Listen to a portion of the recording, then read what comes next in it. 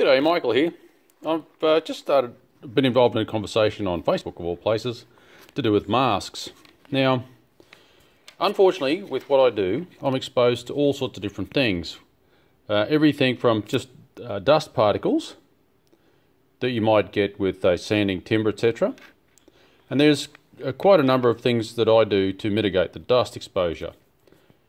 I've got this full vapor mask, covers the whole head. As you can see, it's well worn. It's actually got kind of two stages of seal. There's the primary seal around, let's see if I can hold that. There's a primary seal around the whole face, and then there's a secondary seal around actually, your mouth and nose for breathing. So you are really well sort of isolated from the outside world. Unfortunately, I've got to move around too much, so I can't have anything with an umbilical. This does a great job, and you can actually sort of stack filters. I've got a very rough gauze filter, which I've actually jammied from a different brand. Then there's a follow-up filter. Now these filters are actually quite expensive. They filter out vapors from paints. So I actually don't even smell solvent fumes through this mask. It also protects my eyes. This has also got a peel-off cover, which I'm not going to peel off now because it kind of ruins it. So that if I splash paint and whatnot on here, I can basically peel this off and put a new cover over it. So this is quite a good protective mask. The downside of this mask is it takes a lot of energy to breathe, because the filters, as efficient as they are, to get it to filter that level, where it'll filter out these paint spray particles and vapors, costs a lot of energy. And like I said, I can't afford an umbilical because I have to move around too much. But to give you an idea, at the end of using this for about 20 minutes, I'm pretty well out of breath because, how can I say, just walking normally costs about as much effort for breathing as, say, maybe going for a jog.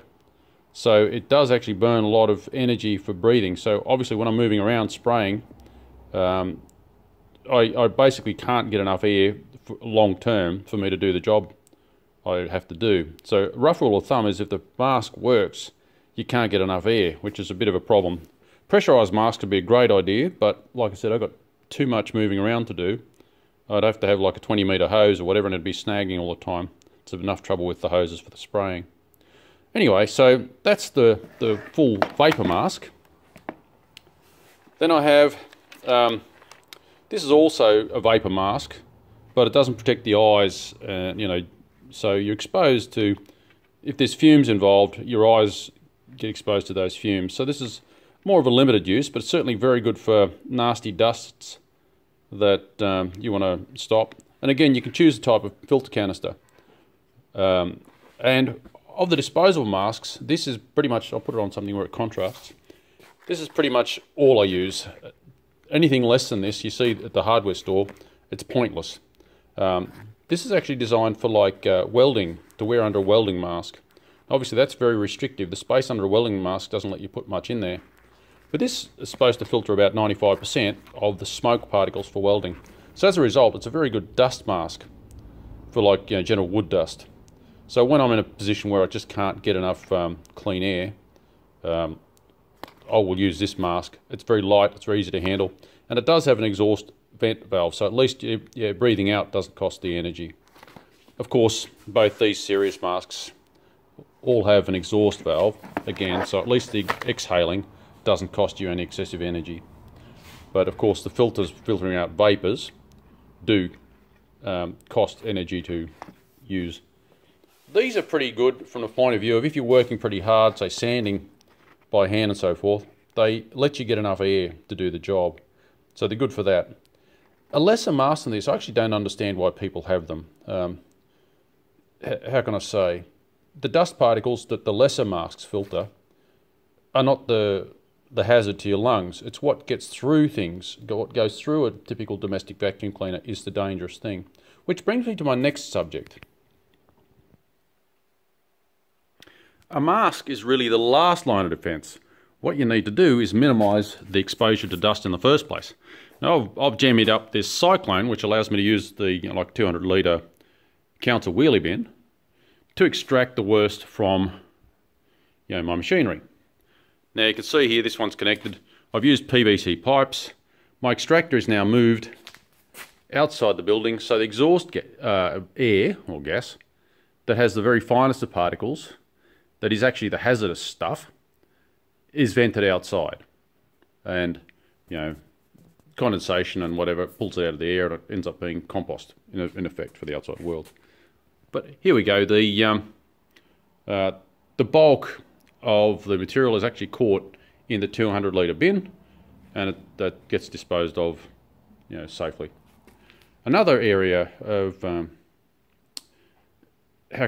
protection against dust is, in fact, if you're creating a lot of dust, it's worthwhile ventilating. So my workshop is fundamentally designed so I can open one end and the other end opposite ends of the structure to have a natural flow through. So I change out the air when there's a lot of dust around. So I'm keeping the air clean in the first place by doing my best to extract it from the equipment. Like this is currently connected to both the thicknesser and my panel saw, which is over here. So when I'm working on the machines, it's keeping the dust to a minimum, and the dust that floats in the air is the dangerous stuff. The dust and particles that sit on the floor are not dangerous. So a dust mask that picks up that kind of dust is pretty well pointless because it's of no hazard to you. Also, the filtration in your nose, although the simpler dust masks, the cheaper dust masks, get rid of a lot of that annoying dust, the stuff that your nose filters is also not that much of a hazard to you. It's the stuff that gets through cheap vacuum cleaners and through, like the dust extractor, the fine stuff that lingers in the air for ages, that is the hazard. Here we have another example of dust extraction, but this is basically the highest purity of filtration. I might open this up so you can see what it's all about. You can see I've got a power tool attached to it. It supplies power to the power tool. When I turn on the power tool, it turns on the vacuum cleaner. Now I'll show you, it's easy to call this a vacuum cleaner, but that's probably not quite fair. Give me a second, I'll open it up. Okay, now this vacuum cleaner, its primary filter is a triple layer bag. So 3 layers of filter paper. Domestic vacuum cleaners have usually got 1, and if they're really good, they're like 2. What happens when you're vacuuming on a building site? You might suck up a shard of a tile or something. I had this happen to me using domestic vacuum cleaners, and it punches the bag and the dust comes straight through. This triple layer bag, I've never had anything break through the triple layer bag. So that's the first thing, and it probably already is producing a higher purity of air than a domestic vacuum cleaner. It's probably already doing that without going any further. And the second line of defense on this vacuum cleaner, let's see if I can show it, are these filters. I'll pull them out so you can have a better look. I'm doing my best not to shake here, but it's difficult. Okay, let's pull that out. Okay. Very similar to like a car air cleaner. This would be good enough to protect a car engine from dust. Okay, so the next layer of that is, once it's gone past that, it goes through these carbon filters. Now these vacuum cleaners have done a lot of work. So you can see this fine particulate, that's the stuff that would be very hazardous. Right? But this has already reduced it, how can I say, this represents probably maybe as much as a ton already of material this vacuum cleaner has vacuumed. It's not, and it's the worst kind of dust because this is the dust you sand off polyurethane and cutting tools, cutting into timber and so forth.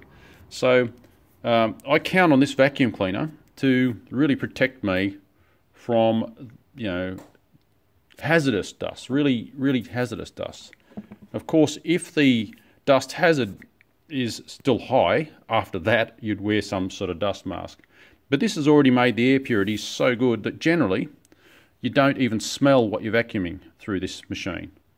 Even my lesser vacuum cleaners, I'll just go to another one. This vacuum cleaner is the minimum vacuum cleaner that Metabo make. And I just can't see past owning a vacuum cleaner of this grade even for at home.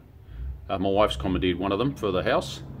I think I've got 5 Metabo vacuum cleaners. I've got a smaller version of this in the van. And of course, this being a real vacuum cleaner and dust extractor, it actually has the power outlet for a power tool. So, you know, you use your sander. As soon as you pull the trigger on the sander, it starts extracting the dust. Okay, now just open up these clips.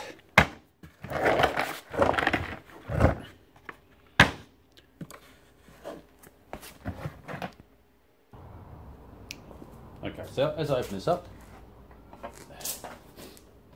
you can see the primary filter on this guy. They come with a bag, like a triple bag arrangement, like I showed you in the other vacuum cleaner. But this one here, you can buy like this sock, which becomes the primary filter. Now this is the same kind of material that my big dust extractors use. I'm not quite sure what it's called, but it's a good fabric used for filtration of dust generally. Its second filter is again like this massive, like a car air filter. Okay, the next stage, again, take this off, is, I don't know whether you can see that, there's a foam carbon air filter. Again, with this vacuum cleaner, if you vacuum up under a carpet, or you clean up even mouse poo and so forth, I've had terrible things on building sites to clean up, you don't smell what you vacuum up. So you can just use these vacuum cleaners to clean up and you're not breathing the rubbish that goes in. With domestic vacuum cleaners, you smell that awful stuff. And it's the stuff you smell that is the hazard to your health. So these high purity vacuum cleaners are an important tool. And this is why I say I don't understand why these aren't sort of the common thing for a domestic vacuum cleaner. Because domestics do have also some nasty dusts, such as, like, you know, everything from dust mites through to, you know, mouse mess and so forth. So, you know, having a decent vacuum cleaner is a good thing. And no wonder my wife commandeered one of these guys, because just simply you can use them with confidence. Alright, I'll put that down. Yeah, I guess that's it for this little dust extraction thing. Oh, actually I might show you more detail of that mask now my hands are free. This, like I said, is the minimum mask I would use. I haven't seen anything in its class that's a disposable type mask. You've got two straps, so it holds both up and down, so it conforms well to your nose and also well to the underside of your chin. You've got that valve. You've got this very good seal foam, which I've just put dust on. And you've got this metal tab here that you can make this mask conform well to your nose. So there is no leaks on this mask, and it is designed for smoke. So it's designed for welding smoke, to be worn under a welding mask. So this I see as the minimum dust mask, but it does give you a very high flow of air. The other ones that I showed, of course, give you that high purity of air, but they cost more energy to breathe through. Well, I guess that's it. Feel free to like, share, subscribe, ask a question, leave a comment. Bye for now.